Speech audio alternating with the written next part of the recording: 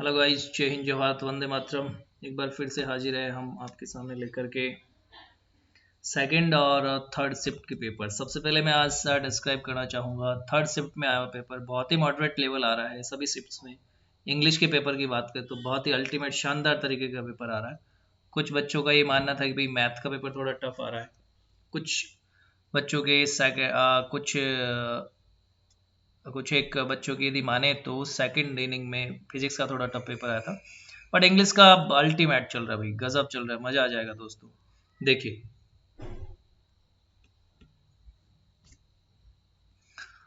ये है third shift में आया हुआ पेपर। इसकी यदि हम बात करें तो change the voice of please help me, ये सेंटेंस रिक्वेस्ट वाले प्लीज काइंडली, तो you are requested to,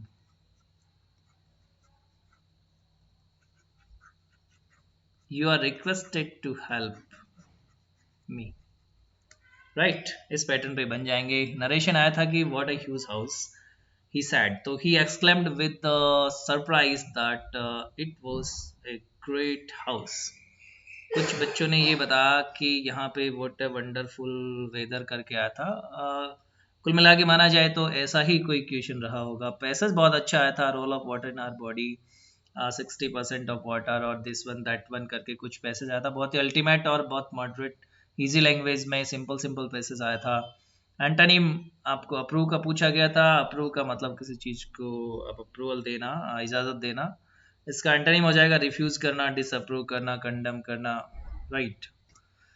next बात करें क्वेश्चन की तो see is playing not, was playing not, has been, yes definitely, because for plus time period दिया हुआ है इसमें, तो हैज बीन आएगा। तो इसमें आपका आंसर हो जाएगा भाई सी।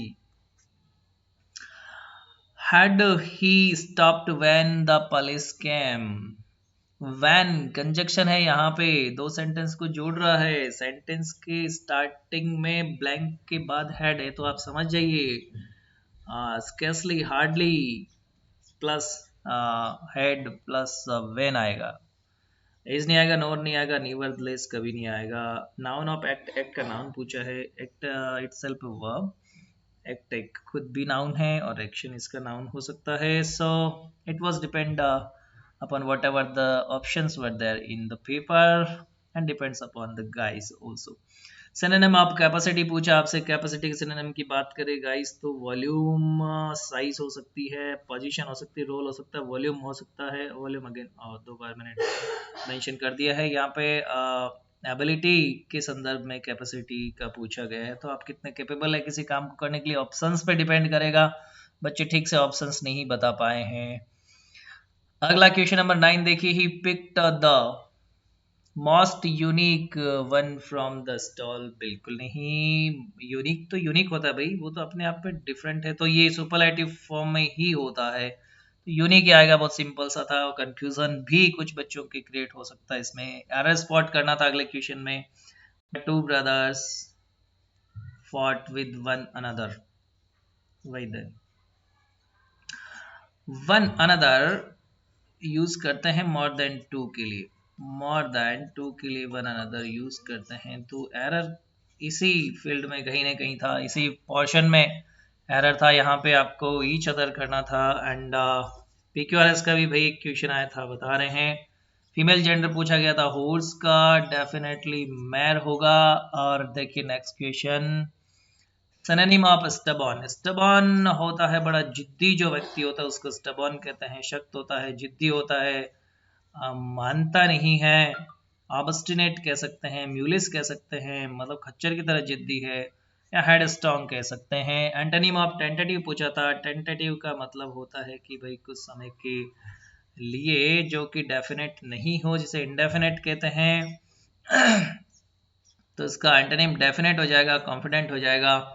मिसस्पेल्ड वर्ड आया था, अलग अलग 4 वर्ड थे जिसमें से एक सही था, वो था ग्रीवेंस। ग्रीवेंस की स्पेलिंग ये देख लीजिए, इसका मतलब होता है कि कंप्लेन होना, किसी से करना। सेकंड शिफ्ट में आए हुए क्वेश्चंस की बात करते हैं गाइस। सिनोनिम पूछा गया था हार्मोनी का, पता चल गया होगा आपको।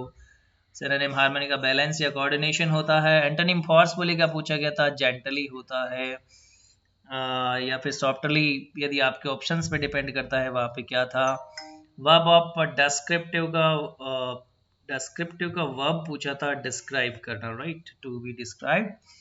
एंड आगे बात करते हैं सेकंड सेप्ट के क्वेश्चंस की।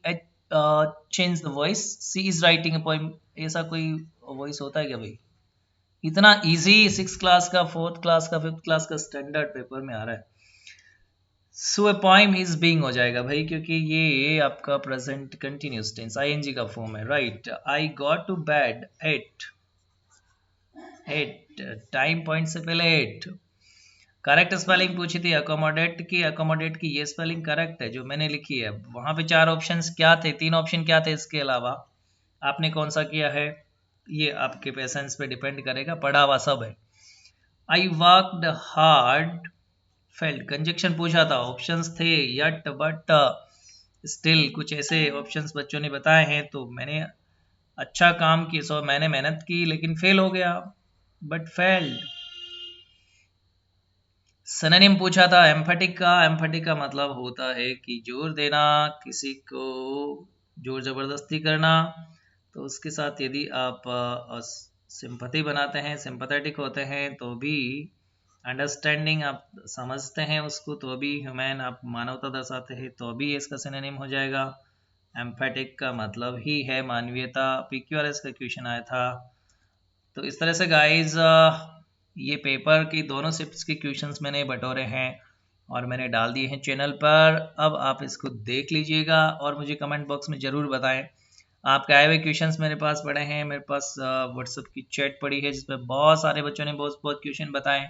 ये वही क्वेश्चन है जो 2 या 3 जगह मैच हुए हैं, मैच होने के बाद में मैंने इसमें डाले। और भी बहुत सारे क्वेश्चन है, बट हो सकता है मेमोरी बेस्ड क्वेश्चन है, कुछ गलत हो जाए या कुछ मल एडजस्टमेंट इनमें हो सकता है। बने रहिएगा लाइव मेरे चैनल पर, मैं इसी तरह से लेकर आता रहूँगा इंग्लिश के क्वेश्चंस आपके लिए। Thank you guys, have a nice day. And कल के जो एग्जाम देने जाने जा रहे बच्चे, उनको again wish you all the best dear guys, thank you.